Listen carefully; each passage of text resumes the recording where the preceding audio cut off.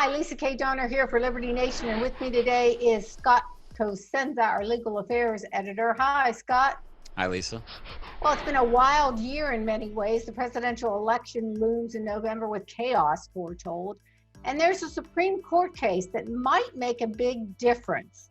Currently, under the system set out in the U.S. Constitution, the presidential election's winner is determined not by amassing a majority of the popular vote, but by securing a majority of electoral votes. Let's talk about that a little bit. Well, it's not a democracy, right? It's a constitutional republic in which we live. And then part of that is how these things are chosen, which is we vote for electors, and then those electors vote for the president. And it's those electoral votes that are counted, and that's who determines who wins. All right, so who brought this case forward to the Supreme Court? They decided to take it, and I was shocked to hear it was a unanimous opinion.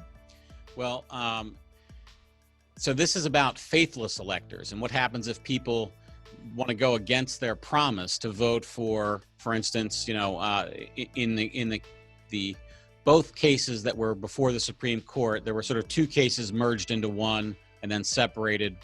But those were both cases where Hillary Clinton had won the popular vote. And the electors were not going to vote for Hillary Clinton in either case. And so they were duty bound by their oath to go ahead and cast that vote. But they decided that they didn't want to do that. One of them got fined $1,000 and the other one was removed from their office. And so the question is, could chaos reign after November if people decided they didn't want to vote for Donald Trump or Joe Biden? Well, what the Electoral College does really is establish 50 state elections, not a national election. Isn't that correct? Yes, and while, to be clear, while the judgment in today's ruling was unanimous, the reasoning was not. It was sort of 7-2 on the reasoning. So the overall ruling, which was unanimous, is that states can punish electors who deviate from their promise to cast a faithful vote. They can do it in many ways. Basically, the Constitution very loosely limits, if at all, the regulations under which the state deals with its electors. Basically, the power belongs to the states. And the split in terms of why 7-2, Justice Gorsuch wrote, and Justice Thomas joined him, that, or maybe it was the other way around. Those two sometimes do run together like that. While they're anyway. Anyway, the minority opinion. Well, the yes, minority opinion on a unanimous ruling. And they basically said that because the Constitution is silent on the issue, then, as it is with all powers, it's reserved to the states.